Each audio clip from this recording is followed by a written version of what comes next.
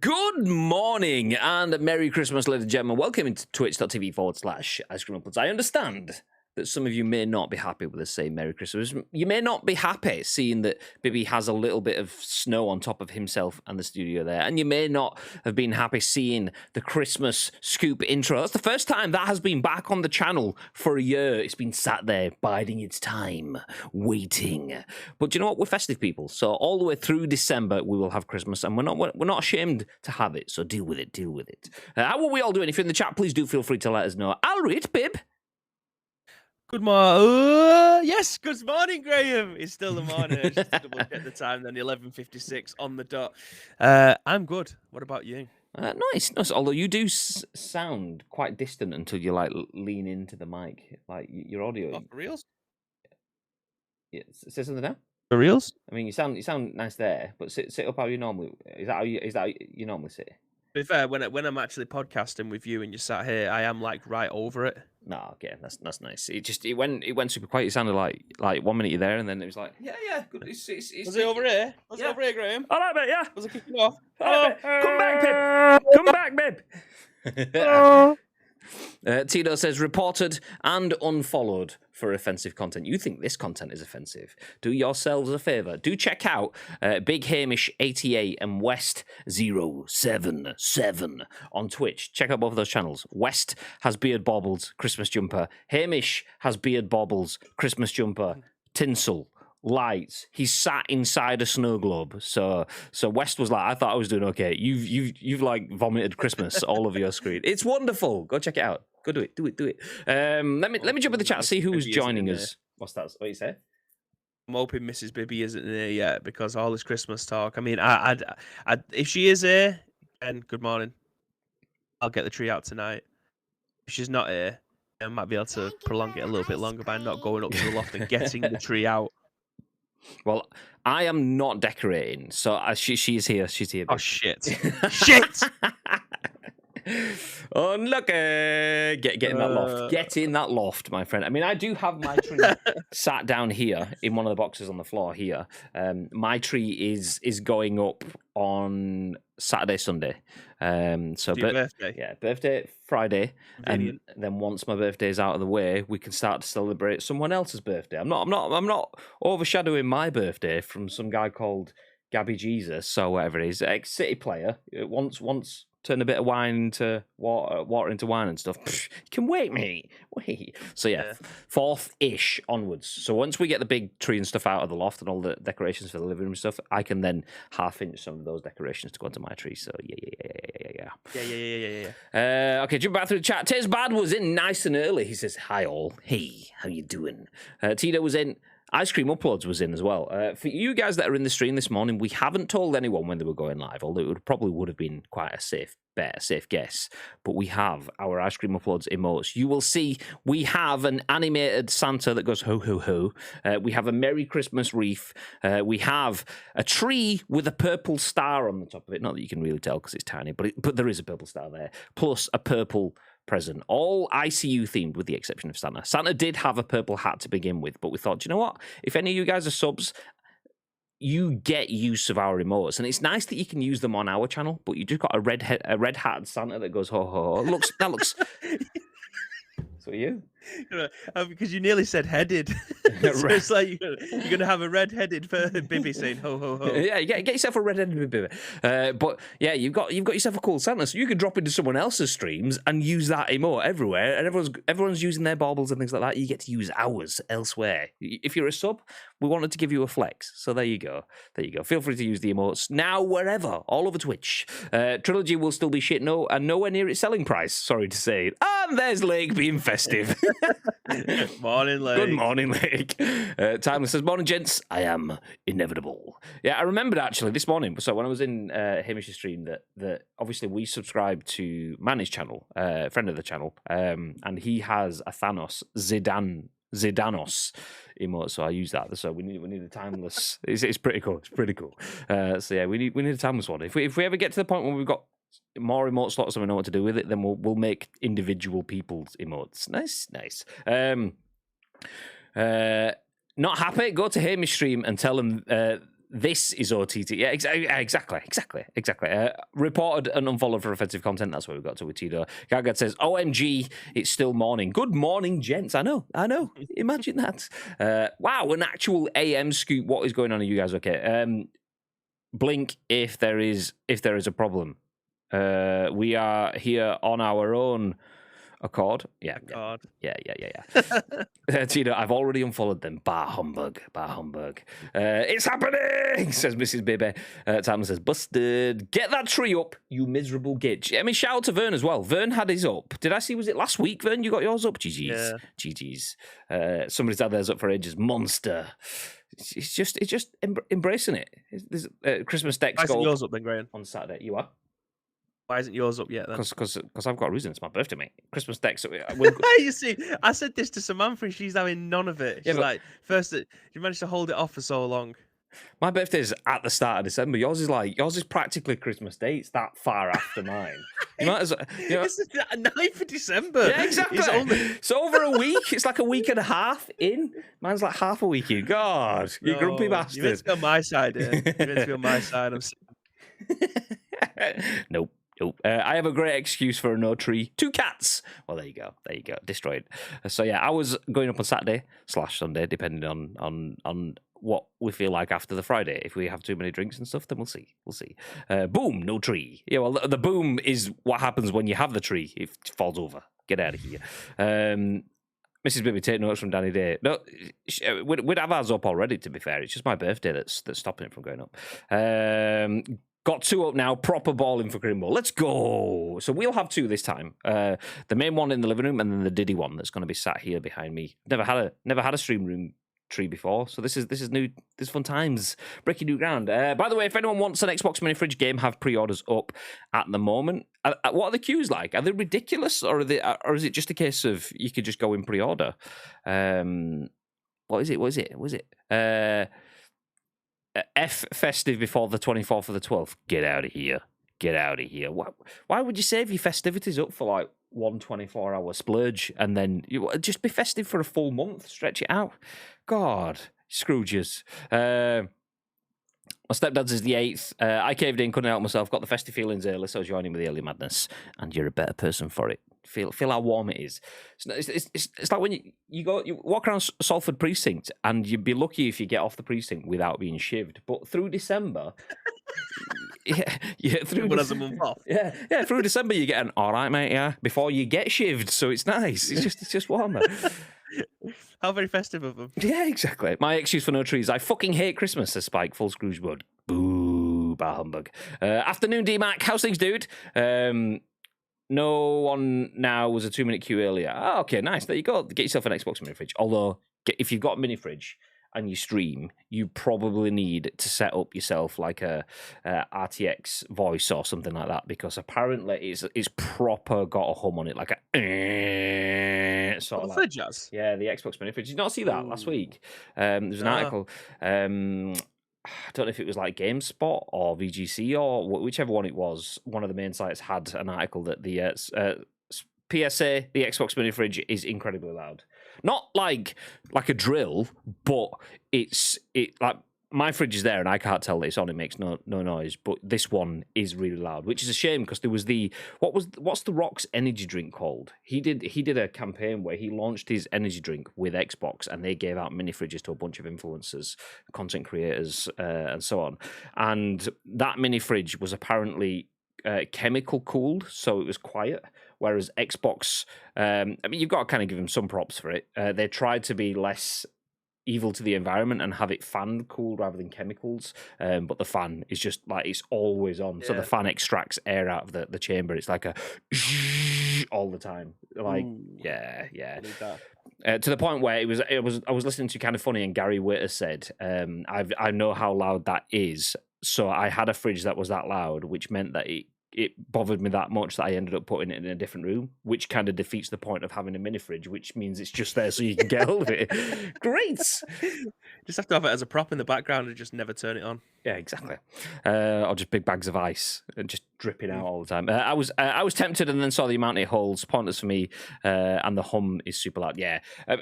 get yourself a sub-cold fridge. There you go. Danielle got me this one. No noise, and it's massive. It's not massive, but the amount it stores is... I could probably get... We've got a mini fridge in the office. I could probably get twice as much as what's in the mini fridge in the office in this one, just because it doesn't have a big, stupid cooling box kind of thing. They should do PS4 versus Xbox fridge noise off. I know which one's going to lose. Yeah, my PS4, just drop a smoke. That's it. It's like hitting NOS in Fast and the Furious. The fridge just goes.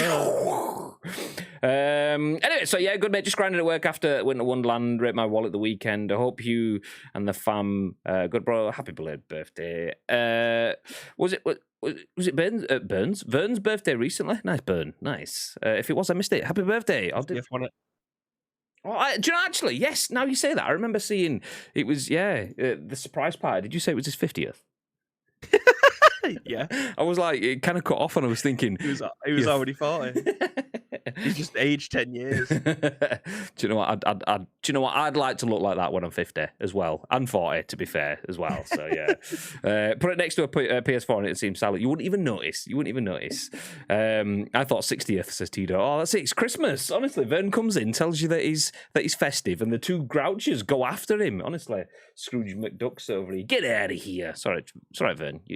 I'd have said not a day over 22, mate. Payday today, first thing I thought was buy PUBG just to play with G in the future. You see, that is festive, and you're calling yourself Scrooge. You're a proper Christmas angel. You just don't know it yet. You just need someone to tell you. There you go. Anyway, speaking of Christmas, we have some gifts for you, and they come in the form of news stories. Yeah. We have 6 big old news stories for you today. We'll go through all of those in just a second, but let me give you the rundown of what this whole show is. My name is Graham. This is Bib. We are Ice Cream Uploads, and in true Ice Cream fashion even, this is The Scoop, the UK's #1 video game podcast. If we do say so ourselves, we will bring you the biggest, the best, and the breaking stories from the world of video games over the next hour or so. And I say hour or so because we have 6 stories. Hour or so. We will see. So yeah, we bring you those stories. We will then give you our thoughts and impressions. We then want your thoughts and impressions. And then we want your thoughts and impressions on our thoughts and impressions. If you're in the chat, please do feel free to get involved. We are live on twitch.tv/Ice Cream Uploads, where we go live each and every single weekday at 10 a.m. Ish. It's now 8 minutes past 12. So we start the show before 12, so that's 10 a.m.-ish. That's a good realm. I'll take that.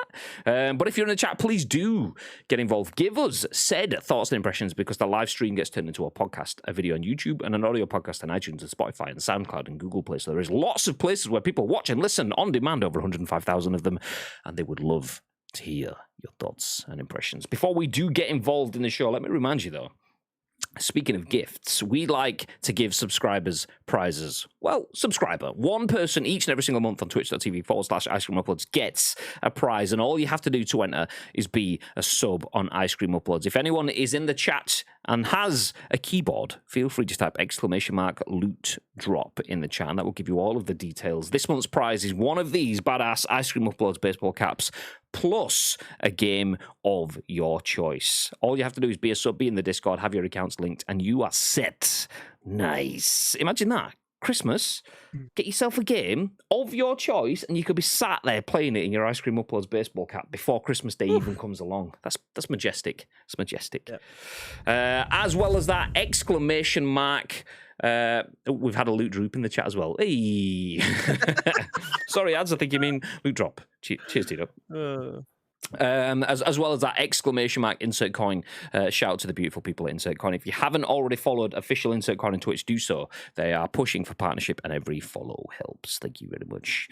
Today's news, though, you may have seen it already. Lake has already been speaking about it in the chat. As it's the fact that Grand Theft Auto Trilogy Definitive Edition, it's had a big ass patch. The latest patch fixes 117 bugs and adds cloud cover. The version 1.03 update is rolling out today, but that was written yesterday. Yeah. So yesterday. So GTA Trilogy Definitive Edition. A number of you guys have got it. A number of you guys wanted it, but then were kind of put off by the state that it launched in. Well, it looks like this could be the turning point. That's our lead story of the day. We'll then jump into the other stories, including the fact that Twitch has launched a new tool to safeguard chat from harassment. Elsewhere, don't worry, Valve isn't making any Steam Deck exclusive games. If you want to know what that is, we'll go through all of that, plus the fact that CD Projekt says it's way too early for Cyberpunk to come to Game Pass. Game Pass? Nice, that's a completely different thing. Game Pass. Generation Zero is the latest surprise arrival on Xbox Game Pass, sticking with Game Pass. And then finally, Indie Studio starts a petition asking Warner Bros. To let it make the Mortal Kombat Trilogy in 4K. So if you've ever played the original 3 Mortal Kombat games, that's pretty much where I stopped playing, to be fair. After that, it kind of got a little bit samey. Yeah, 4K, take that. Nice. I think it was, well, let me jump back in the chat, actually. Bibby looks like a Poundland kingpin. Bibby didn't even know he was sat in there earlier on. I sent him a picture of the setup, and he's like, am I not in on the screen as yours? I was like, you're literally in the picture. Am I? It's because I'm the same height as the back of the chair, and I must have had my drink or something in my hand. So it's like the same shape as the chair. Obviously, I'm a little bit bigger than the chair, but the picture that he sent me, I was like, am I actually in that? Because I must have had my head down. So it's just like this blob or what I just thought was the chair. Shocker. Oh, speaking of which, did I mention this before? My Xbox is getting delivered tomorrow, Graham. You did. You mentioned it to me, but not to the stream. Go on, give us the details. Yeah, well, the Xbox Series X is being delivered tomorrow. I've got the text before, so that's exciting times. And obviously, Halo with the boys is definitely on. I know Tito's been waiting for this for a long time. I'm not jealous. Don't care. Don't care. Whatever. Halo with the boys. Nice. Let's Halo with the boys. I was actually watching Jordan, aka NX XIII. NX, that's 13 in Roman numerals, by the way. NX13. He was streaming it last night. I dropped in and I thought I'm only going to watch for a few minutes, just like I usually do. Drop in, see how he's getting on. I ended up staying in there for about half an hour to an hour-ish. And I was watching this game, and him and his team were getting absolutely slapped. And I'm thinking, Enix, if you don't know him, has a history of esports background, being an esports player at a high level, having his own orgs, offering talks to the industry and so on. So I thought Enix is just going to be ripping it up. He wasn't. He was getting schooled. His team getting schooled. And I was like, okay, it's all lies. However, it was like it's first to 250 points in Capture the Flag or something like that, and they were it wasn't Capture the Flag, it was the other one. Anyway, they were on like 120 points, and the other team was about 230. So the other team only needed 20 points. They clutched it out with like 10 to spare. It was like, whoa! Just turned it on. They're like, nice, there he is. So yeah, I mean, I was just about to say I thought he was good, and he's not. Turns out it was good. It was good. So yeah, GG's Enix. Do check him out. He plays Halo a lot better than I ever would. Watching him play it, like he's strafing, playing with the equivalent of an M16 burst assault rifle kind of thing, but in Halo context. Just schooling punks. It was good. It's good. Anyway, we'll jump into the news because we do have 6 stories. I'll jump back through the chat quickly before we get into the stories, though. I'm in an argument with Xbox over a refund for it, says Timeless. What, a refund for what? The GTA Trilogy? Interesting. What are they refusing to refund it? What's the grounds? I think it was 150 I paid that included the meal and unlimited drinks, so I made sure I got my money's worth. Nice. Graham loves a Game Pass. He does. Who doesn't? Lake says, MK! Yep, you mentioned it yesterday. Halo time, baby. See you tomorrow night for some Halo. So are you streaming Halo on Thursday then, babe? Or are you rimming? Because Tita's put that in the chat. I didn't know whether you had plans to I didn't know how you were rimming him. Yeah, well, I didn't know it was going to be coming. I actually thought it was going to be arriving next week. So when I did next week's stream schedule, I may have swapped it out for something. Good question. I suppose it depends on what time it actually arrives tomorrow and how fast I can get it downloaded on it. Because I'm going to be here on Thursday, and then I go home and then jump straight onto the stream, so I'd have no time to be able to download it in between. So we'll see. Keep your eyes and ears open, I suppose. Yeah, potential rimming, and if not, then he will just play Skyrim instead. Anyway, low-hanging fruit, that's what she said.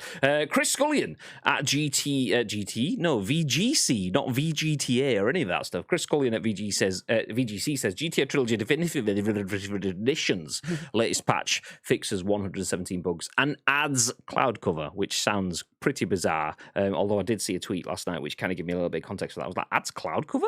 But I'll go through that to the article. Have you seen anything on this bit? Yes, ish. I've not seen a full on deep dive of it yet. So yeah, I'm not 100% sure on what state it's actually in. Cool. Well, we will try to pick it apart because this article, whilst this this patch has a lot of fixes in, 117 to be exact, it's still pretty early on. So the full deep dive of how big that is or what it hasn't touched and so on will naturally come out of the coming days. This article, though, does list out every single one of those 117 fixes, which we aren't going to go through, but we will go through the text that surrounds that. So this is the article, Chris Scullion at VGC, with the article that says GTA... What's that? I'll put it in the chat for everyone so that if they are reading it, if they're listening along at home. Nice. They can have a look themselves too. Chris Scullion at VGC has the article, GTA Trilogy Definitive Edition's latest patch fixes 117 bugs and adds cloud cover. The version 1.3 update is rolling out yesterday. The latest patch for Grand Theft Auto, the Trilogy Definitive Edition, is rolling out, fixing over 100 bugs. The version 1.03 update fixes a number of issues across all three games, including spelling mistakes on signs, yikes, and numerous instances where rain would appear indoors during cutscenes. That awkward hole in the roof moment. Yikes. The update also adds cloud cover when flying at high altitudes in San Andreas. This is the second major patch for the game. The first was released on November 20th after Rockstar admitted that the much criticised remasters did not launch in a state that meets our own standards of quality. The remaster collection released last month with a significant number of technical issues, as well as, quote, unintended, end quote, documents within its files such as unlicensed music and developer notes. I'm not sure that was the unintended files that we're really talking about. What else did it have in there? Sex scenes. In a statement published the following week, Rockstar apologised to fans for the state of the release of the game and promised a series of updates, the second of which rolls out today. You can read the full patch notes for the update below. So across PS5, 4, Xbox Series X, S1, and PC, there has been stability improvements, added the cinematic camera, which can be toggled by cycling through the camera modes when in game, fixed a number of misspellings on textured art / signage, fixed a number of instances where the rain would appear indoors during cutscenes, and then, I'm not going to go through these now, but you can see Grand Theft Auto 3, Grand Theft Auto Vice City and Grand Theft Auto San Andreas have a ton of individual fixes. Xbox One has issues where the game wouldn't respond for several seconds after exiting certain interiors, and it fixed an issue where players, blah, blah, you get the idea. There was nothing specific. A PC, full all titles fixes too. Have you been through these, Bib? Is there anything that stands out? Anything you want to share specifically? Yeah, I have gone through these, and the spelling mistake stuff, I'm not genuinely asked about that stuff. I mean, I'm a terrible speller at the best of times. Anyway, Grammarly has always been my friend to try and get around that sort of stuff. I can write for days, but in terms of being able to spell it right, I am shit at, and I hold my hands up at that. So spelling mistakes goes right over my head with stuff. But there is a lot of actual fixes to the gameplay in this one. In particular, I mean, there's a lot of mission stuff in here. So like, there was one where, which one was it? I've just gone past it. I've just realised that where the wheels were not connected to the vehicle. Sorry, go on. The snow was over the top of the news article all the way through that. It's all right. I'll fix it now. You continue. Sorry, you keep going. So yeah, there's a lot of mission-based fixes in this as well, which is great because obviously, what are you going to play GTA for? You're going to play for the missions, especially ones that you have an affinity to. So like, fixed an issue where the wheels were not connected to a vehicle being worked on by Joey. Things like that, where there's just clipping and just cars firing up into the air and stuff. All the stuff that has been clipped by people and shared all over social media and put onto Reddit and things like that. The stuff that kind of catches fire and tells people not to be able to buy this game. It looks like there has been a lot of quality of life features that have been sorted out within this. Again, I am waiting for a couple of days to figure out whether or not it's actually worth picking up now, because some of the people that I may that I do watch on YouTube will end up making videos as to whether or not it's actually worth your time to buy it now. Obviously, when that is the case, I'll be sure to let people know as well. But obviously, you don't have to wait for me to say it's worth buying or not. It's entirely up to you. You can do your own research. But I like to think that when it comes to buying games, I like to do a little bit of due diligence first. It's not that often that I pre-order games. It's usually only Resident Evils that I end up doing that for, and I'll wait for everybody else to play the game when it comes out and let me know whether or not it's worth picking up. But to say this game's been out for 3 weeks and it has had such a disastrous launch, been quite quick to change a lot here. 117 changes with the first 3 weeks. That's a lot. So I'm expecting to see maybe it be in a much better position this time next week when people's full blown reviews come out. Is it worth buying yet? I'd definitely hold off. I'd wait and see whether or not it will end up being a Christmas stocking filler and being a bargain bin for £15 this time in 3 weeks. I'm not too sure. Yeah, it's such a shame. It's such a shame to see like obviously we were joking about Lake being festive and being a bit of a Grinch kind of thing, dropping in first thing saying not happy with. So what was it you specifically said late when you came in? Let me scroll back up. I'll say Trilogy will still be shit and nowhere near its selling price. What do you mean nowhere near worth the price kind of thing? Because that's a shame. Because if these games just worked perfectly at 60 quid to buy a fully remastered Grand Theft Auto 3, a fully remastered Vice City and a fully remastered San Andreas at 20 quid each, that's worth it for me. 20 quid for them is worth it. The fact that you have to buy all three for the 60 quid, okay, well that's par for the course, because a lot of the development stuff that went into all three games, whilst the games are separate, I bet a lot of the resources and the time that they've spent in doing those games is amortized across all of them. So the cost to update Vice City on its own wouldn't be what they are if they weren't already updating Grand Theft Auto 3 to say at the same time.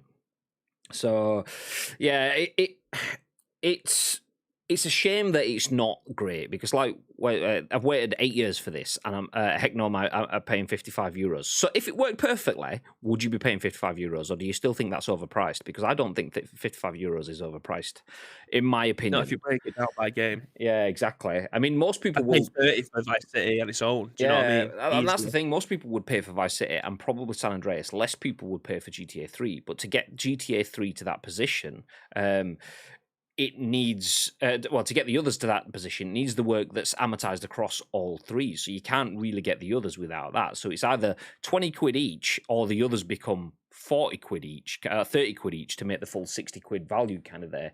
And then that becomes something else. So yeah, pricing, okay, that's a different sort of issue. I think it's priced well. Other people, obviously, price is subjective. Value is subjective. If you think it's good value, that I can't control that. So that if you don't agree with that, that's fine. However, it should have been much better. The fact that it came out and it looked so good, and we were all pretty much high-fiving each other like this fucking jumping. I mean, Bibby was playing Vice City on the channel about 6 months ago. So like, we've been hyped for this, and then it come out and it just left that sour taste. That's a huge disappointment. Do you feel this is going to be enough to bring people back in? And before I do that, let me shout out to Andy869409, who not only has just followed the channel, he's also jumped in the chat with his first chat message saying, "Hello, good afternoon. How are you, sir?" And chat, how are you? That's the real question. How are you? How are you doing? We're good. So yeah, do you think 117 bucks, cloud cover, making the what was the name of the wingnut donut sort of place that had not a wingnut, but it was like obviously a hexagonal nut kind of thing that they smoothed off, fixing all of that sort of shit? Do you think doing all of that stuff is enough to get rid of the sour taste? Not yet. I agree with what Tito was saying there. Has it gone a clear demonstration of why AI will never fully replace human jobs? It's pretty obvious they thought an AI upscaled everything with no QA. In my profession, there's a running joke today. Analysts will always be required for AI to work people to clearly convey exactly what they want. We're safe. This absolutely stunk of it when the game came out. Like, they just ran the entire game, the entire script of this game through an upscaler. I did no quality of life. The amount of bugs that people were finding, again, like, was it just called donuts? That was the joke. It might have been. It might have been, yeah. And that having the nuts be circle, so it looked like a washer rather than an actual bolt. So it's like you've got a big donut and a little silver donut. Great, nice.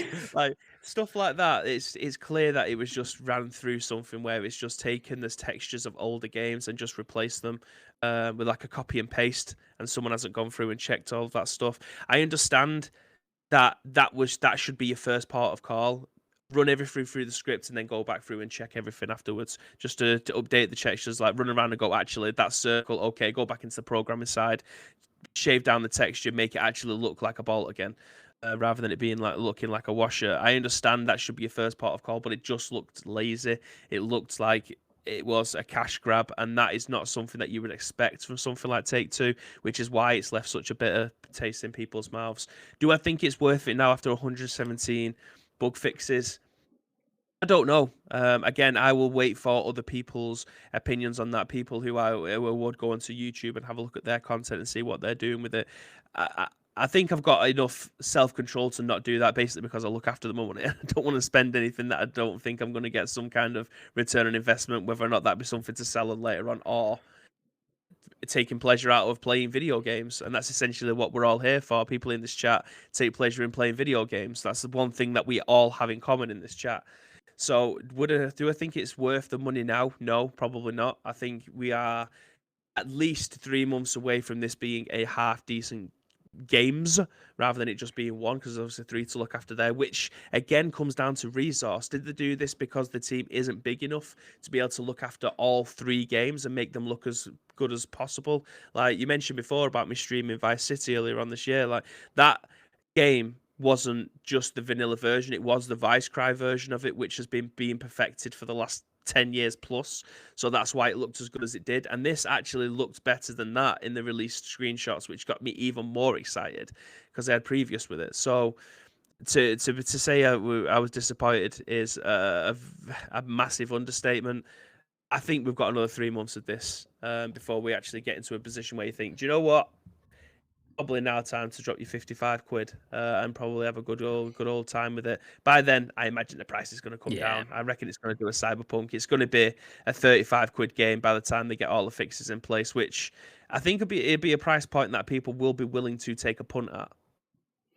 I think, I will. At this point, I'm not going to opt in. I'm excited the fact that we have so many fixes on the horizon. I'm excited the fact that this has been a political and a PR nightmare for them, because this will be something that they have to put right, and they've started doing that already. So anyone that buys the remastered games, the definitive edition on what was it? Was it Epic or was it Rockstar's launcher? I can't remember what it was. I think it was Rockstar's launcher. I'm assuming that you get the original ones for free as an extra, because they removed the original ones and made it so that you only had the option to get the definitive ones.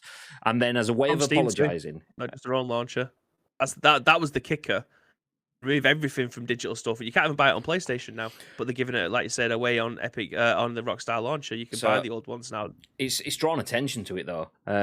So the fact that they've fucked up, they have to own it. If not, they do damage to a company that is entirely reputation based. Rockstar doesn't need to market its products. The products market themselves because they're so good.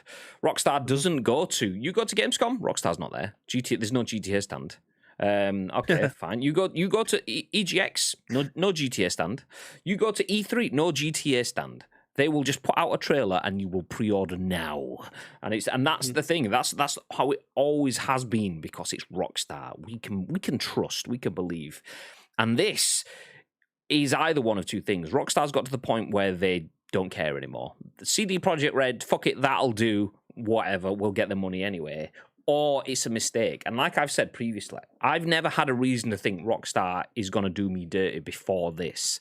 So I will give them the benefit of the doubt and assume that this is problematic. This is something that could be a series of errors that's led to something being released early. If it happens again, okay, fool me once, shame on you. Fool me twice, shame on me. At this point, shame on them. They fucked it up. Okay, let's see if they can put it better. 117 bugs, 2 patches already. I'm happy with that. Keep it coming. But yeah, I agree. It's gonna be one of the shit. I wouldn't tell anyone to buy this just yet. I would tell someone to buy it, and if they fix it and it's 60 quid still, I'd be happy enough. I would 100%. Like I say, I've played these games. I adore these games enough to think they're all worth 20 quid when they're worth 20 quid. At this point, not so much. That said, 3 months' time, the games come out. Will they do a full relaunch at full price? Maybe. It's probably going to drop down to 45, 40, 35, 30 quid. Maybe less kind of thing. So yeah. I'll give them the benefit of the doubt. I wouldn't recommend anyone right now, but the signs are good for anyone that has been looking forward to this. The signs are good that it is getting better. There was a comment. I don't know if it was Tito or so on that went over it, and you went over it. It mentioned that they mustn't have done QA. I don't know if it was kind of funny. I'm going to give them the attribution. It could have been one of the gi.biz articles that I read, which basically put that argument to bed straight away. QA is much more detailed than people will believe if that's the case. They just didn't do QA on it. No, QA will have got rid of tons of stuff. The game not working, so they will have done QA. It's what's probably more likely to have happened in a game development situation is QA have gone, you do realise this, you do realise this, you do realise this, and they've gone, yep, we know that that's a problem, we can push ahead with it, and we're planning to work that later on. Or what usually happens is QA goes, okay, we found these small cosmetic things like the misspellings, and then they've gone, yeah, okay, we understand that, but we actually have a massive bug which causes the whole game to just go, and then doesn't work. So instead, we'll fix that. So that's probably more likely what's happened. The fact that they've probably had some big issues up until the deadline, and QA have been, yeah, you realise we've got all this stuff, and the devs sat there like with 12 keyboards, bashing them all at the same time, going, I know, I'll get to it eventually. I just need to sort this. So it's probably more like that one kind of thing. So yeah, to say there's been no QA is harsh on QA, because QA departments aren't superheroes. QA departments are vastly useful parts of video game development, and they will have still been doing tons of stuff. It's just QAs can't do all of development, and development can't obviously do all QA stuff at the same time. Anyway, jump back up. There's a lot of comments. Where do we get to? The way to Vandalus is awful. The amount of disrespect to some of their greatest history in gaming is shockingly bad. It's not great. And like I say, I will give them the benefit of the doubt, and I will see how we move on from this, because nothing around a GTA in the past has had me. The only time I've been disappointed with a GTA was when I picked up the PSP versions, maybe Liberty City Stories, and that wasn't bad. It was just it was me being disappointed because I'm not a mobile gamer, and I was playing on a console format that just didn't give me the immersion that GTA 3 and I love them, mate. Vice City and Liberty City Stories. Yeah, brilliant. Like I say though, I think that's me. It's mobile. It just wasn't the same. It was all right enough. It was the best game that I played on my PSP, Liberty City Stories, but not enough. 4 was my biggest disappointment. Just for the driving. Yeah, probably. The driving was abysmal. Hey, it would have been a great game if the driving were better. Let's go bowling. Roman. No, fuck off. Hang up, delete, fuck off. Yeah, and the driving in that game will always be bad.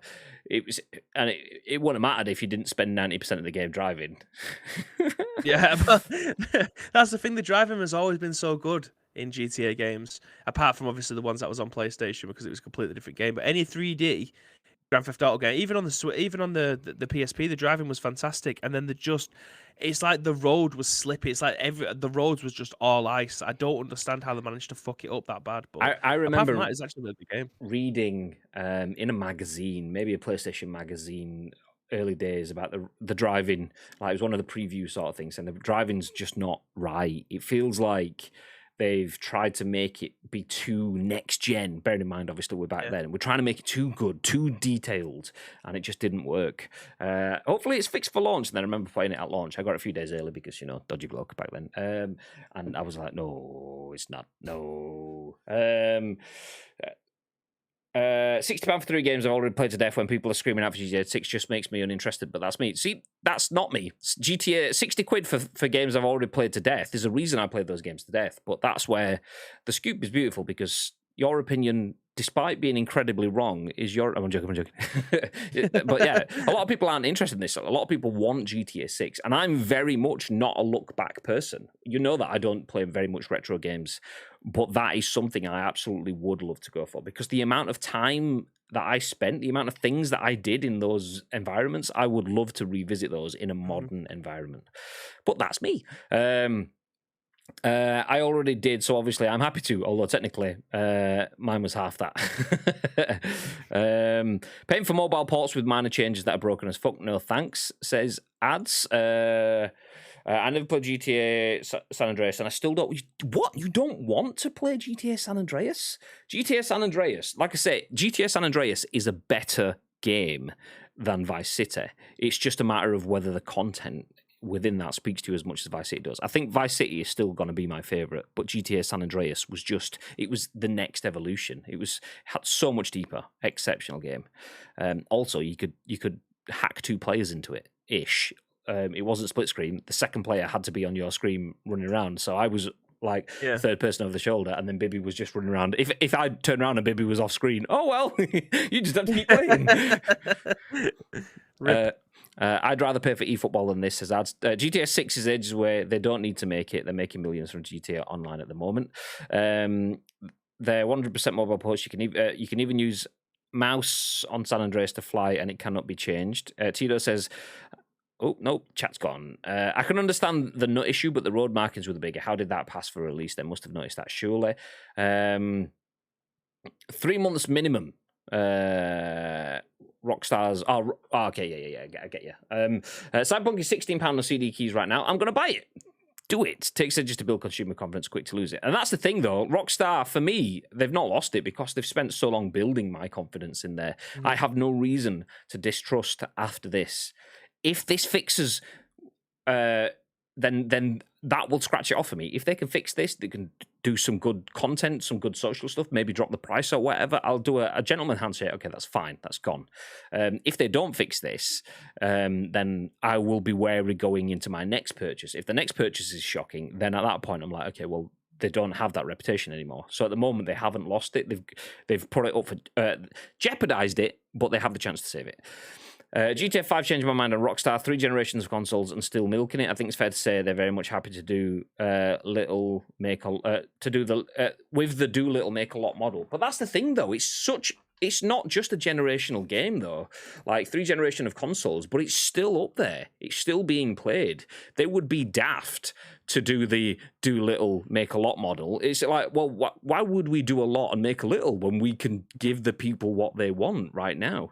So yeah, I don't have any issues with GTA 5 being on 3 console generations, because it was great on my PS3, it was great on my PS4, and it's probably still going to be great on my PS5. Very few things out there have that that kind of longevity. So the fact that they're working with it, that's fine by me. The fact that they've not actually just gone, oh, here's a GTA 6 and a GTA 7 where we're just going to make you pay 60 quid for Trevor and Franklin storylines, or whoever else the new characters would be, and just gone, oh, yeah, shit, storyline, 60, 70 quid, but then just shoehorn that in to GTA Online. I'm happy enough with that. Why is everyone paying 55, 60 for this? I paid 47 thanks to getting slightly cheaper digital wallet top-ups. On the quality of the games, I've enjoyed Vice City, but the other two are, geez, yeah. I mean... That's a shame. Yeah, you'd have to go for storefront prices, because obviously we're clued up enough to be able to go to wallet top up places, but you have to think most people are buying directly from the store. Yeah. I mean, it's physical. You can't even buy the games physically, so I imagine you'd have to go from the price that's actually listed on your preferred storefront rather than the wallet top up stuff. Obviously, the clued up people are doing that, but the majority probably aren't. I mean, it's 55 quid at Argos, 55 quid at Amazon.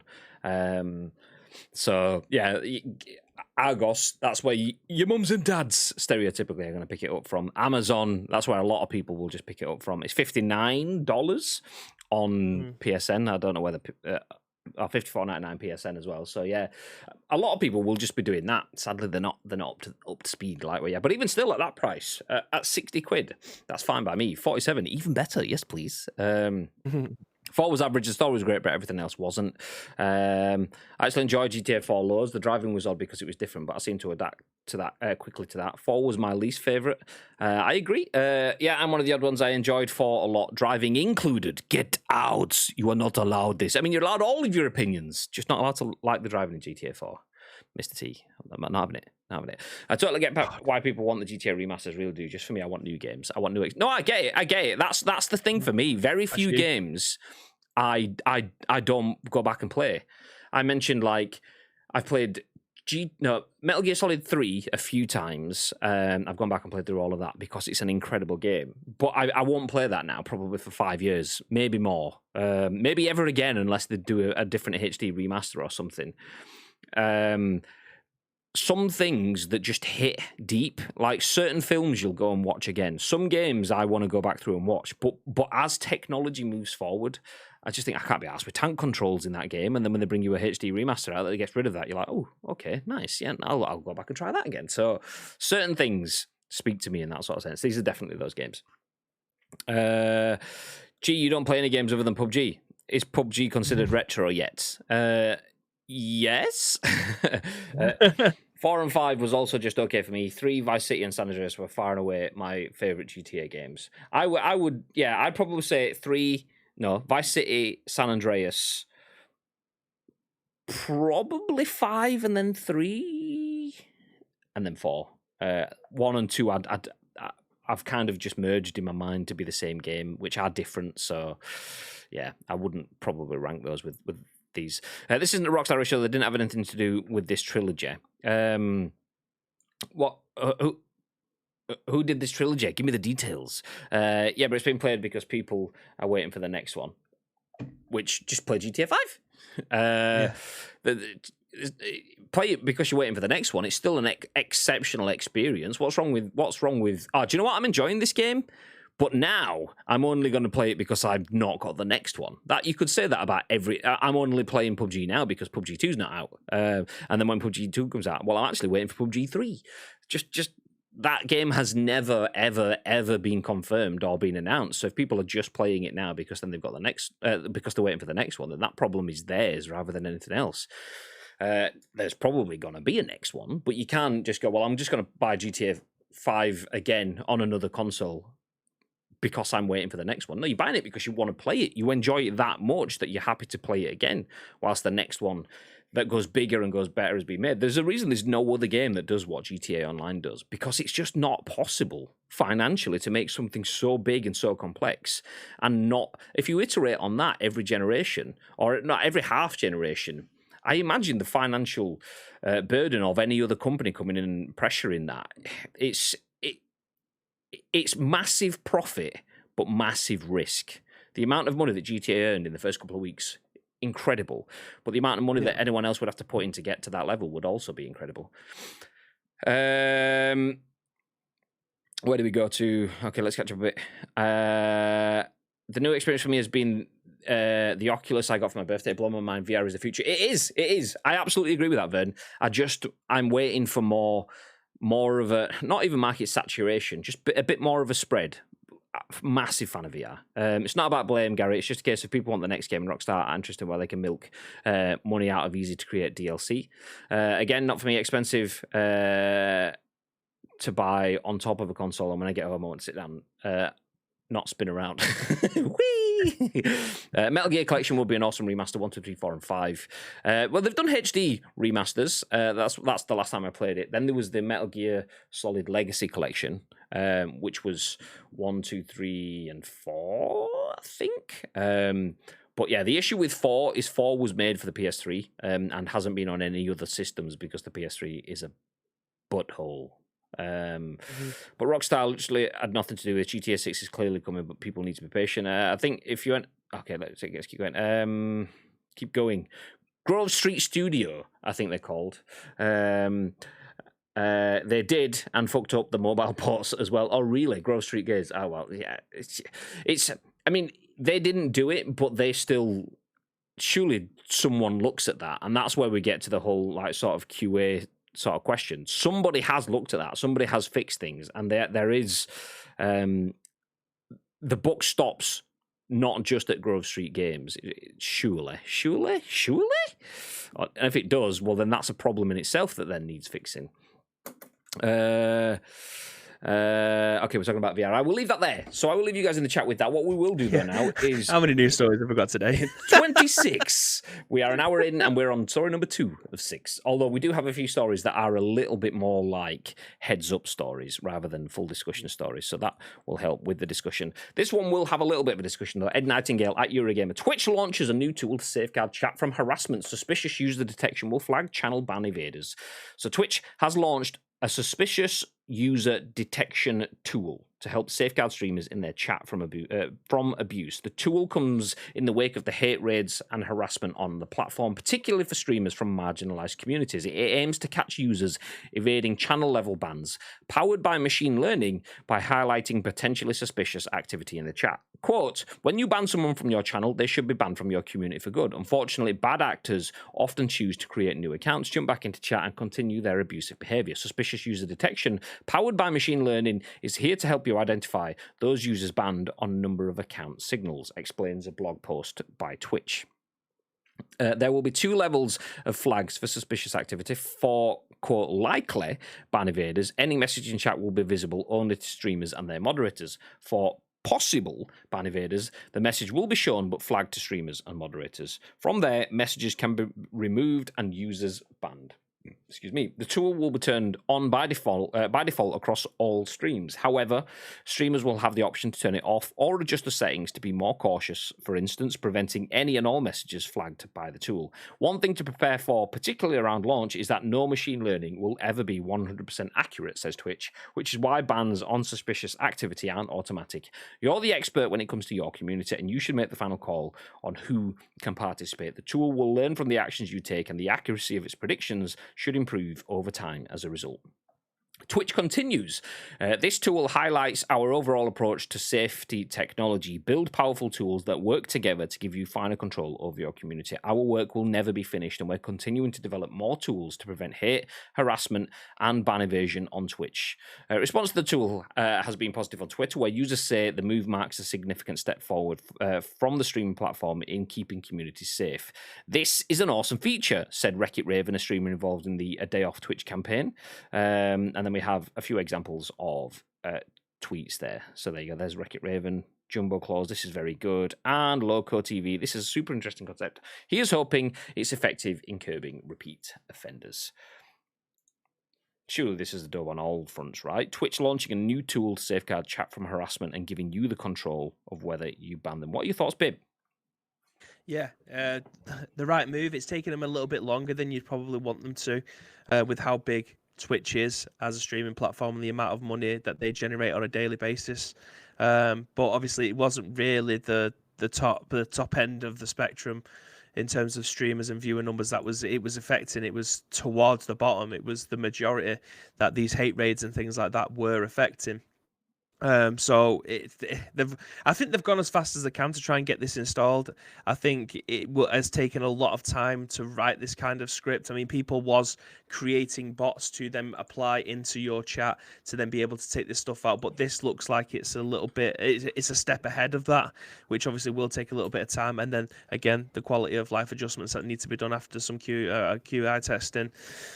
Yeah, it's definitely a massive dub on all fronts. You can't really say anything otherwise. It's just another tool that they have had to create. Again, you don't know how to combat something unless you actually experience it, which obviously people was doing, and you'd hope Twitch would have your back. It's taken them a long time to address it, which I think was the old saying, silence is violence, which is a little annoying that they took so long to be able to address this kind of thing. Them saying that they was going to be working on something would have been great straight out the bat, and then even if it took this long to be able to bring something to the front, people would have backed that. People was bridging the gap from other people's bots in the meantime. But yeah, again, like I said, this is fantastic news and something that we hope will decrease the volume of other things that are going on this platform that aren't good. Yeah. See, for me, I like the fact that we have this because it helps repay some of that trust that I'd kind of put in Twitch in terms of I was on a call with Shaw and he was being followed by the harassment scouts. You got followed by certain accounts which then knew that you were pretty much being looked at by these harassment bots. So that naturally played on his mind. And at this point in time, we had silence from Twitch. They hadn't even acknowledged that the harassment and hate raids were even ongoing at that point in time. Or they had something a few weeks beforehand and then still silence. And then eventually we got some sort of news that they were working on stuff. And that was it. We're doing stuff. And it's like, yeah, but what? What? We get you can't say what, because people will then start to work around it in the same way that esports cheats. You can't give them too much information about how you're going to penalize esports cheats because they will, and hackers, because they will do other things to circumvent those changes. Fine. But then it was a bit too quiet for too long with not enough transparency. We do have something now, though. And this does, how good this is, air quotes, how good this is. I mean, I haven't used it. Full disclosure, how good this sounds makes me think, okay, so you were actually taking this seriously. You were working on things. You were doing stuff. It's taken you quite a while. Admittedly, 100% it's taken you quite a while. That said, this is an Amazon company. Everything has to be tested and fully working and so on, rather than just users in chat that can deploy their own bots to help get rid of certain hack accounts and spam accounts and stuff. It's a bit different. This has to be fully embedded into the full website and so on. All of that, let's put all that to the side. We are now at the point where we have a suspicious user detection tool, an anti-harassment tool that is there to help streamers and isn't just system goes no, boom, system goes yes. Do you know what? Actually, we think this is still your community. We want to give you the information to let you know that this person could be a dick to you or your community. Do you want to get rid? And then another one that goes, this person is a dick. We think you should get rid. You could still choose not to. I like it. We've got there. Spike's in trouble. Yeah, sorry, Spike. Sorry, if we turn it on. It's the same as the police and crime, in my opinion. Yeah, the police get better, but then crime adapts. Hate raids will be the same. They'll implement this tool, but assholes will go a long way to be assholes, and they'll adapt too. And they will. That's the thing, though. The only thing that stops the assholes being assholes is cost benefit. Assholes are assholes because they enjoy it, or they don't. Or do you know, that's a very simplistic way of putting it. There's actually a much deeper thing there, but we'll just leave with that. Assholes are assholes because they enjoy it, and if the cost for that enjoyment becomes too severe, like prison, or it could just be a case of, actually, do you know what? I've got to jump through so many technological hoops now just to be able to be a massive racist prick in that chat. It's not really worth me being a prick at all. And it's like, well, yeah, well, fucking stop it then, dickhead. But that's all these are. If we can make it so annoying, so awkward, then people will stop it. If they're not scared of the sentences at the end of it, the only other way to do it is to kind of squash that in the process. I would like to say I do not enjoy it. I'm just good at it. Okay, fuck's sake, Spike.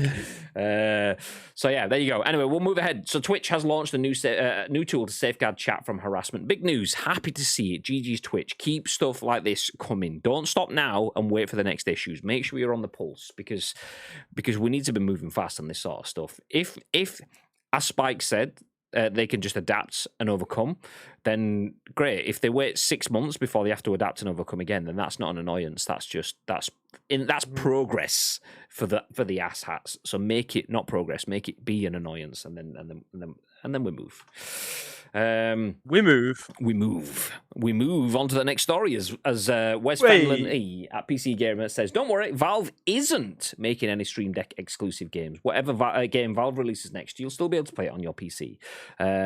So if you don't know the context of this, basically Steam Deck is not something different. Steam Deck is Valve's portable PC, where you can play the games from your PC. There was a little bit of a furore about the fact that why are you making Steam Deck exclusive games that play on your handheld device when it's supposed to be a portable PC? That's the point. Anyway, that's where we are. So in a new FAQ aimed at game developers interested in the Steam Deck, Valve reiterated one of its main talking points since first revealing the Steam Deck in July. It's a PC. And because it's a PC, Valve isn't planning to develop any games that will only be playable on the Steam Deck, and it doesn't expect other developers to do so either. Quote, that doesn't make much sense to us, the FAQ says about Steam Deck exclusives. It's a PC, and it should just play games like a PC. Elsewhere, the FAQ delivers the same ultimate message about what developers and players will be able to do with the hardware. Valve didn't design the Steam Deck to play VR games, but technically it's possible. We've seen people jerry-rig it. Is it jury-rig? I always thought it was jerry-rig. Okay, we've seen. I thought it was jerry-rig. I'll go with that because I don't actually know. That's one of those things that you've heard in life, but you've never actually seen written down. So you just so with people, they've said jury rig. So we've seen people jury rig it. The FAQ says if you want to install a DRM-free game from GOG and then use it with Steam's Linux compatibility layer Proton, you can do that too. You can install and add any game you would like on the Steam desktop. Just install the application and then add it to Steam from the desktop mode, and it'll show up just like it would on any PC. The FAQ says. With Valve's ambition to make the Steam Deck capable of running every game in your Steam library, it wouldn't make much sense for the Steam Deck to have its own exclusives. Valve may still be developing games built with the Steam Deck's portability and control options in mind, though. Since the days of the Steam controller, Valve's clearly been interested in how first-person shooters play with gyro controls. The direct statement in the FAQ comes just a few days after a video from Tyler McVicker claiming that Valve is developing Half-Life Citadel, a Half-Life-based FPS RTS hybrid being created with the Steam Deck in mind. Valve responded to the rumor in an email to PC Gamer stating, we think it's important to reiterate that while Tyler is a passionate gamer, he has no inside information about what goes on at Valve. Any important announcements on projects that we are or aren't working on will come directly from us. AKA, shut the fuck up, he doesn't know.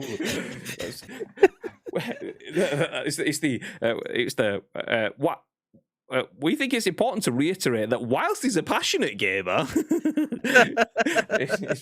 give with one hand before you give the firm backhand with the other. So yeah, if you're looking at a Steam Deck, don't worry, it's still a PC. It's not a Switch alike. They aren't making portable games that will be available just on the go, which kind of make your PC now defunct because you Portal 1. It is what it's supposed to be all along.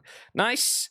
Crisis averted. We keep moving as we move now into the next story, which has Keanu Reeves' face in it. Nice. Tom Ivan at VGC says, CD Projekt says it's way too early for the Cyberpunk 2077, for Cyberpunk to come to Xbox Game Pass. The title won't be joining the console subscription services in the near future.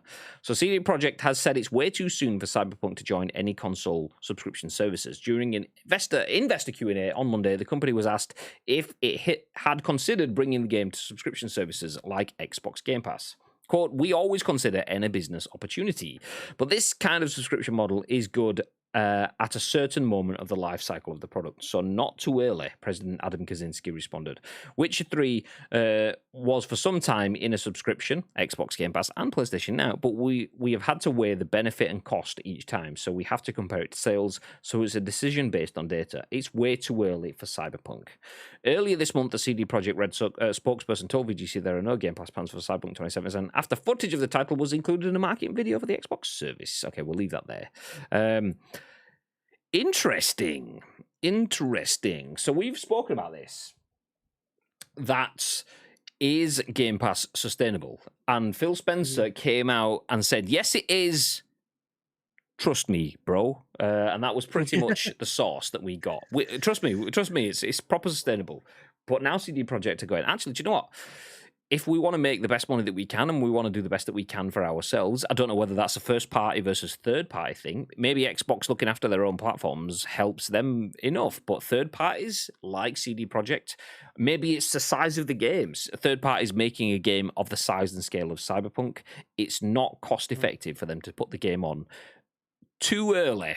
Is the quotes that they put. If it's on too soon, they will lose money. It's not good. They've got data to back it up. What are your thoughts, babe? Yeah, I mean, I don't know if you know this, and I don't know if anybody else has seen this over the weekend, but for the last 2 weeks, Cyberpunk has actually been one of the top-selling games on all platforms, not just on PC, because Target was actually running this for £10. It was selling Cyberpunk for £10. Over in America, obviously, Target is massive. Like, you'll have a Target at the end of your street over there. So if people did want to be able to give this a go and they was willing to spend £10, You got yourself and free next gen version of Cyberpunk eventually when that comes out, as well as your current version, which, for all intents and purposes, for the reviews that I have been looking at it, it is a very, very, very, very, very playable game nowadays. The Steam mostly positive kind of backs that up now, because it was hugely negative at one point. It's now in the blue over on Steam, so it's definitely probably worth your investment. £10 is a fantastic price to be able to pick this game up, because we mentioned yesterday that this game, I think in the next 6 months, will definitely catch a lot of people by surprise as to how far it's come, considering its launch 12 months ago. So yeah, I think not going onto Game Pass is probably a good thing at this moment in time, because they may get, I don't know how much it's however how much Xbox deems this to cost them. Do you reckon they're going to go in and say, okay, for this we'll put it on our Games Pass and we'll pay you 1.8 million? Do you think that that's worth it to them? I don't know. I imagine it all comes down to the old brass tacks. Like, how much are they willing to be able to pay for this to see whether or not it's worth their subscription? Do they think that when this game comes out as a PS5 and Xbox Series X game, that it's going to be worth £40 again rather than £10 that Target was selling it for?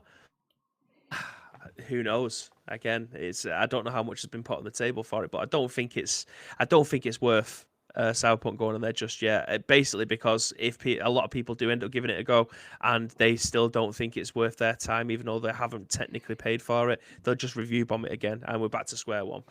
Yeah. I can't see them doing anything major without the advancements. I mean, offering it at discounts and stuff, fine, but before we go into any big marketing pushes around that, I think we'll have to get the big announcements, because even though we may have people like ads in the chat and said, I played it on an old shitty PS4 and had no problems, even though a lot of people probably will find that, until they have something undeniable, because what you're saying there, ads, is tangible to you only. It's subjective. Okay, you played it and you had no problems, but loads of other people played it and had problems. Nothing out there says that they won't have problems definitively until they put out something that says, okay, this is the PS5/PS4 version that fixes it and makes it badass. Fact.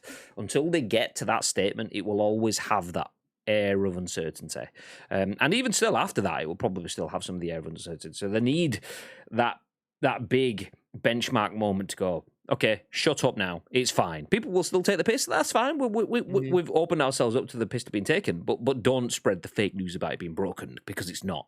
So yeah, it will be a while before we get to that sort of stuff. But it's interesting to see that they still consider it being way too early for Game Pass, because that would kind of suggest to me that there's none of the okay, let's relaunch with version 2, which has next gen compatibility. It's going to be great on Xbox. It's going to be great on PlayStation. No flaws for anyone. It's like 1.4. That's what it was. I couldn't remember which one it was, so I didn't want to guess at it. So I just said V2. But yeah, if version 1.4 is that one that makes it class everywhere, it's interesting to think that they're still going, nope, we still have shitloads of money to be earned on Game Pass, and if we on Xbox, and if we go to Game Pass, we are costing ourselves, because that's what it is. It's cost benefit. We get $1.8 million by putting it on Game Pass, but we lose out on probably 95% of sales. That's probably because I don't have data on that. We're just guessing.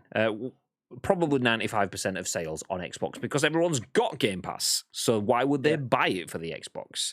And then people on the PlayStation that may have duplicate consoles might go, actually, why am I buying it for the PlayStation? I was going to get it for the PlayStation rather than the Xbox, where I get it free over there as well. So they're not just costing Xbox consumers, they're costing all consumers, because why would I get it for a different system when I get it for that one? So yeah, they've done the maths, and for them, the cost benefit says, okay, we can earn more profit, straight up profit, by selling the game now than putting it on Game Pass.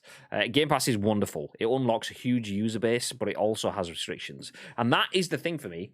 I still don't think it balances. The numbers don't stack, which is why it's the best deal in gaming. Because if it's too good to be true, then it's too good to be true. If it's too good to be true, then it's probably Game Pass. So use it, because it's actually true, and that's too good. Nice.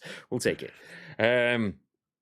They probably look at the curve of the sale and the profit made in the game before they look at things like Game Pass. I mean, that's kind of I suppose that's all business at its core. Will you make enough money for it to be sustainable? Would you make some money elsewhere? Yeah, we probably would. Whereas other games that come out like that fucking Demolition All-Stars thing on PlayStation that didn't go straight onto PS Plus, but should have done, and then did eventually afterwards, after they'd lost their... It's like, yeah, okay, you thought you were going to make tons of profit because you believed too much in your game.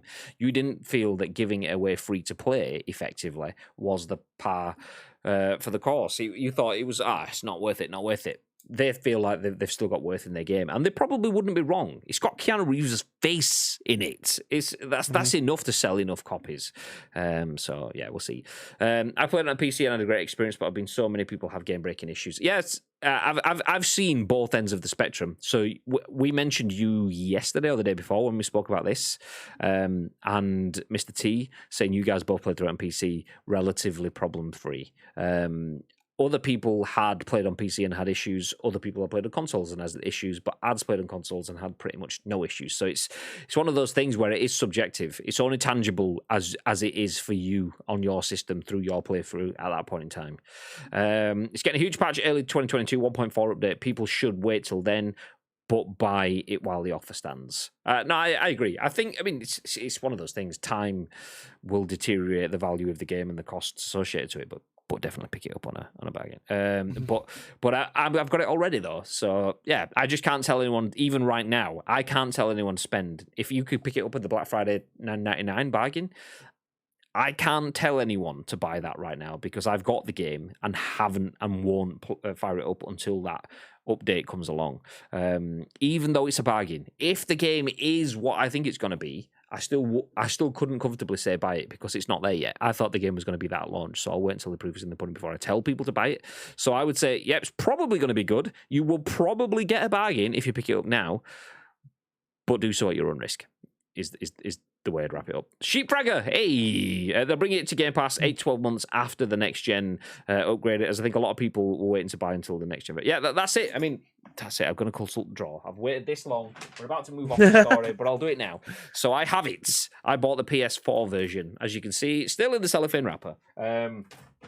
And it's going to remain there now until we get the next gen version. I was going to play it on my PS4, and then I thought, actually, do you know what? I can play it on my PS5 because it's coming out at the same sort of time.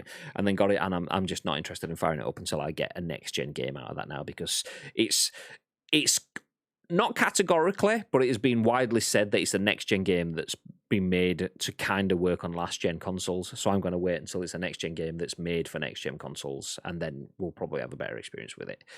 Okay, moving on. We've got 2 stories left. We will fly through this one. This one is one that we did shelve yesterday, so we'll have to pick up the pace to go through this one today. We still have another one after it, but this one is one that Bibby wanted to sink his teeth into. So you can sink your teeth into it, Bib. You'll just have to quickly take a nibble on this one. Don Peppiatt, VG247 says, Generation Zero is the latest surprise arrival on Xbox Game Pass. Despite not getting an official announcement from Microsoft yet, Generation Zero has appeared on Xbox Game Pass today. So Generation Zero, Avalanche Studios' 4-player co-op open-world shooter set in 1980 Sweden has just arrived on Xbox Game Pass, spotted by our own Tom Ori on the Xbox app ahead of an official email landing in our inbox to announce it. The game appears to be downloadable from today, which was yesterday, November 30th, on the subscription service. A dedicated Xbox Game Pass trailer has been posted to Systemic Reactions YouTube page to see below. I'll hit play on that, but I'll mute it. That shows off the distinct environment and vibe this atmospheric shooter has. Set in the Swedish countryside, the game has a very different tone from Avalanche's mayhem-filmed Just Cause series. Generation Zero is playable in solo or in co-op with up to 4 players and requires you to use guerrilla tactics to really get one over on the various enemies you'll encounter in the wintry world. You'll be ambushing, sneaking past, and occasionally shooting at an invading race of machines in an open world complete with dynamic weather and a day and night cycle. It sort of looks a bit like Simon Stallenhag painting come to life, which I'm super into. The timing of the game's arrival on Xbox Game Pass makes sense. Generation Zero's Resistance update is finally hitting Xbox consoles soon. The update introduces a wealth of content to help you fight back against the encroaching machines, including a home base defense mode and revamps of key map locations to the game. Didn't impress too much when it launched back in 2019, but perhaps a new breath of life on Game Pass and a big new update can reverse the game's fortune somewhat. So you wanted to talk about this one, Bib? Yes. What are your thoughts? I think, because I'd never even heard of this game until yesterday, even though it said that it came out in 2019, passed me by, which is a surprise considering its subject matter. But a 4-player co-op open world shooter, because it's in first person rather than third. This could potentially have been the game that scratched the itch that the day before hasn't quite got to yet. Because we tried, obviously, the State of Decay, which we did, I don't know, maybe 40 episodes of, which, again, fantastic game. Really enjoyed playing that. It was fantastic. This is this is similar style, different setting in first person. So as a 4-player open world shooter, I don't actually think there's been that many games that have tried this before. You've obviously got 4-player co-op shooters with the likes of Back 4 Blood and Left 4 Dead and games like that. But in terms of an open world game, I think this could have definitely scratched an itch, and it's definitely one of the games that I'll be playing when my Xbox arrives tomorrow. This will be one of the first games that I'm installing on it. I think this could be a hidden gem. The trailer looks good. I haven't watched any actual gameplay on YouTube of it yet, from people's perspectives. I've only watched the trailer and read about it. So this could be a surprise game. This genuinely could be a surprise game that's fallen under the radar for a lot of people, including myself. It looks good. It looks good. It kind of reminds me of, what's the game that Enzo was playing? The one that was like a Tarkov light. Exclamation mark Game Pass didn't work. Vigor. That's it.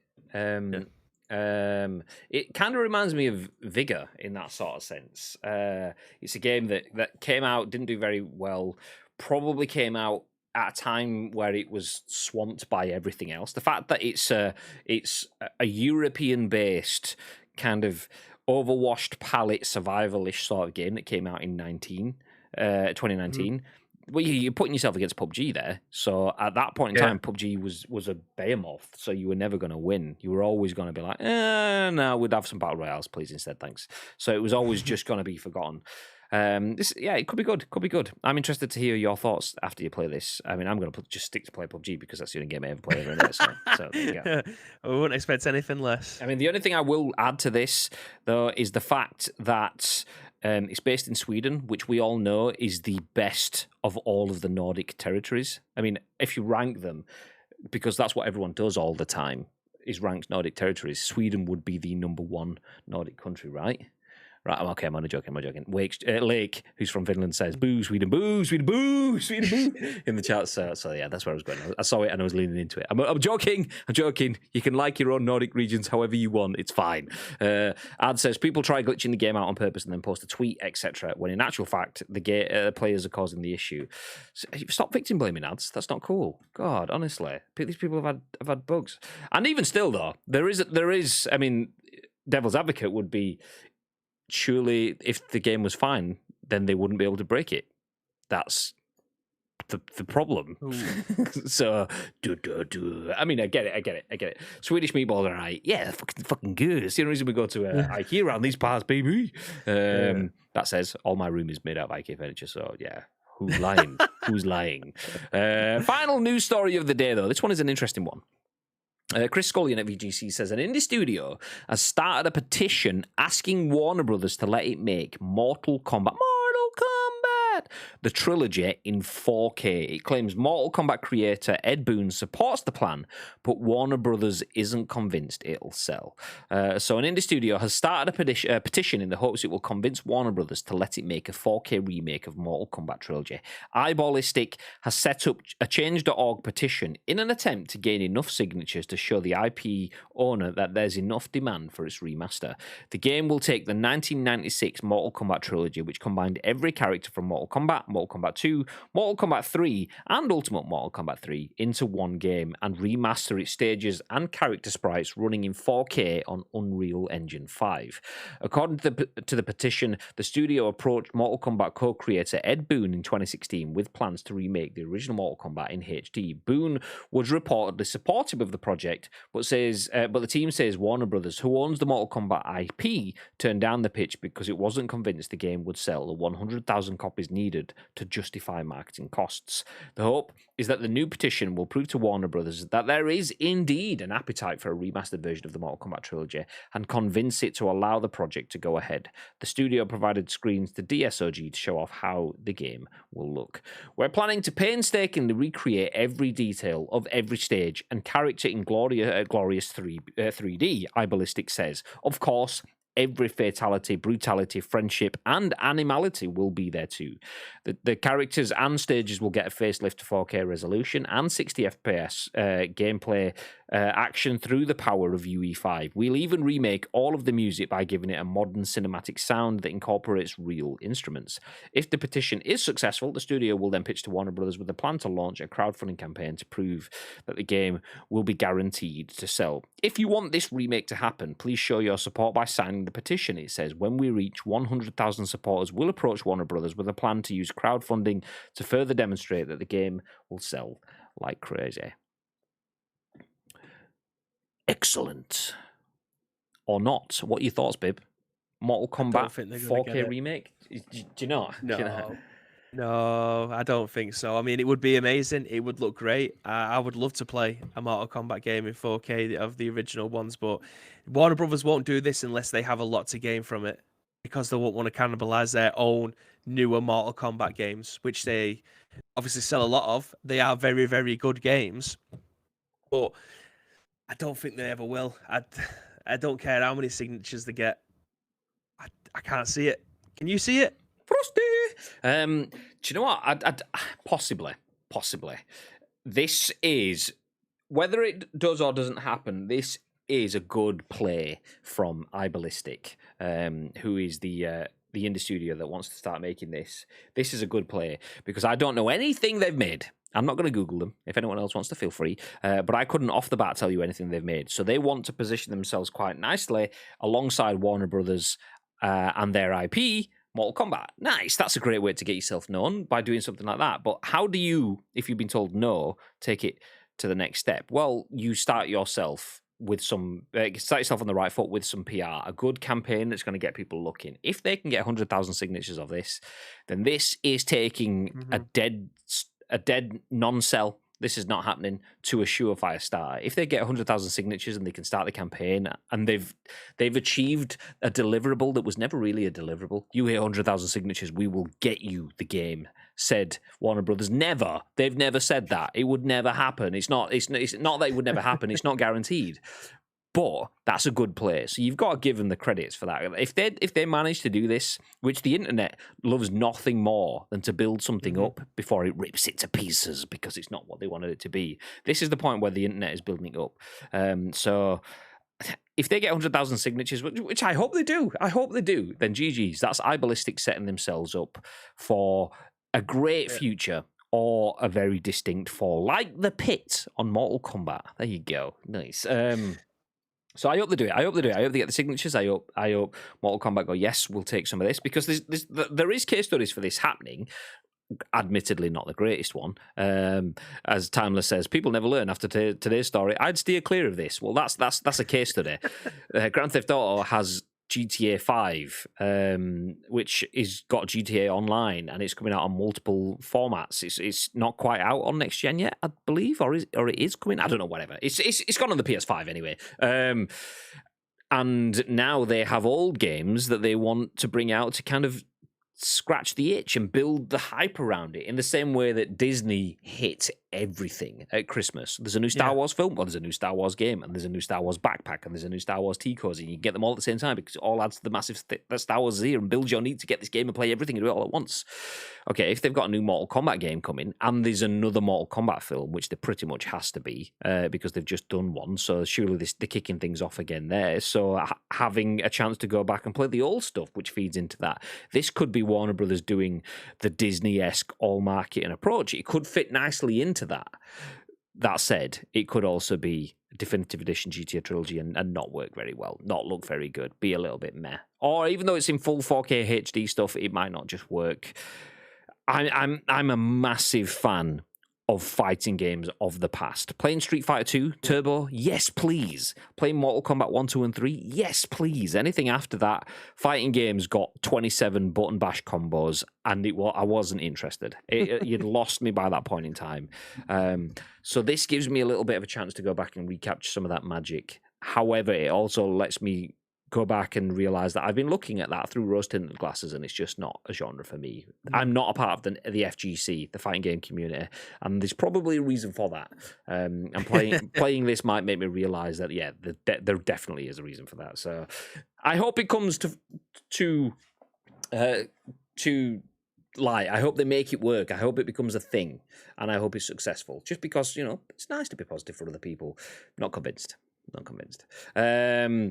Not a chance with the new movie coming out, and I plan to make follow-ups. They'll want to release another game as soon as the second movie is hyping people up. I mean, that's the thing, though. Like I don't want to give any fruition. There we go. Spike nose words, nice. The Mortal Kombat movie. I don't want to give any spoilers. Was okay.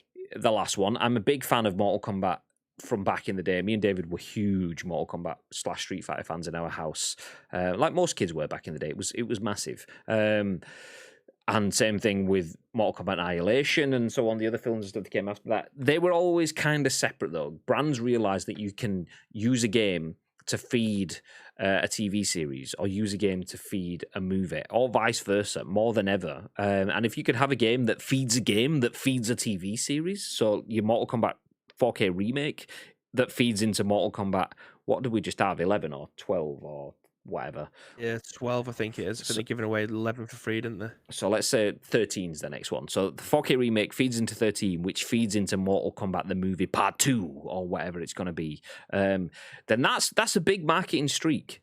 But it just depends on how they plan on working it. If they've already got their plans and they go, yeah, this just doesn't fit with our plans, then that will be an instant kibosh. This is not going to happen. And then it won't come to fruition. But the question is, how much do I want to play them in 2021? That, Lake, is the golden question. That is the golden question. Do I want to have that wonderful memory forever? Yes. Do I actually want to play it? Oh, I'm not. I don't think I do, actually. When it said Mortal Kombat Trilogy, I thought they meant 1, 2, and every version of 3 into one game, not just the ultimate version of Mortal Kombat 3. I mean, that kind of just defeats the point of a trilogy. There's already 4 games in there. One must fall 2097 forever. I don't know what that is, like.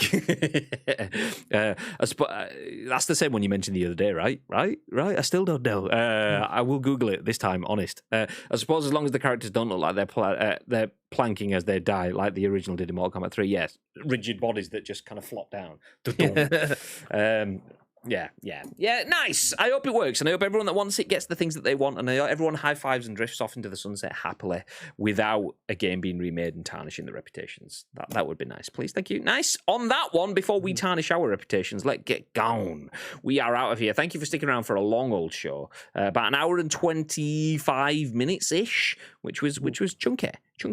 We have been like for an hour and 35. But that's what you get. Speaking of chunky, this is another chunky week for you on Ice Cream Uploads. We have 9 streams for you. 7 10 a.m. streams and 2 6 p.m.-ish, 6:30-ish streams on twitch.tv/Ice Cream Uploads. I will be back tonight playing some PUBG. Myself and iCronus UK will be back playing some Duos games for your viewing pleasure. Also, a little bit of a surprise, potentially, depending on if things line up.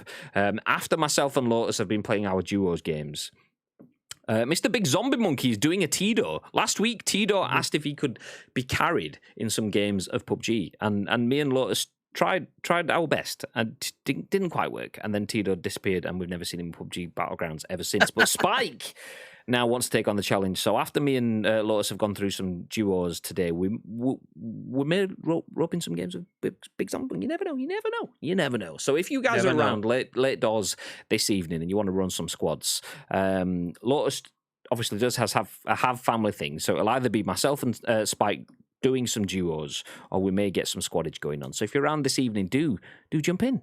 Nice. Before we disappear, before any of that sort of stuff, Mr. Bib, is there anything else that you would like to add?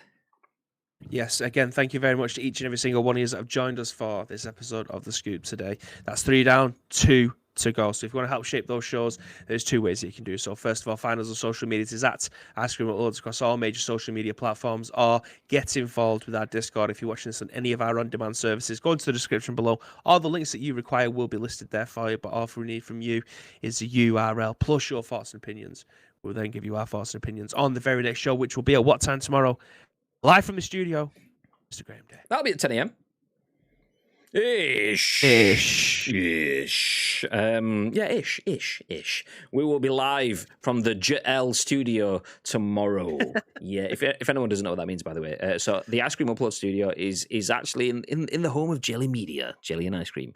However, Jelly Media has a jelly logo on the outside of the house, and Storm Arwen ripped off a couple of letters. So we work for J space L space now. Not Jelly Media, not Jelly, JL. So yeah, feel free to join us tomorrow as we go live from 10 a.m.-ish at the JL studio. Yeah. See you tonight, though. 6:30 p.m. PUBG. Lovely. That's it. We are going to disappear, though. Have yourselves a fantastic December. It's Christmas month now. You know, you're only 25 days away from Christmas and just 2 days away from my birthday as well. Nice. That's it, though. Have a lovely one. We will see you next time. Stick around for the raid. We don't know who it's going to be. We will see you soon. Until then, stay frosty.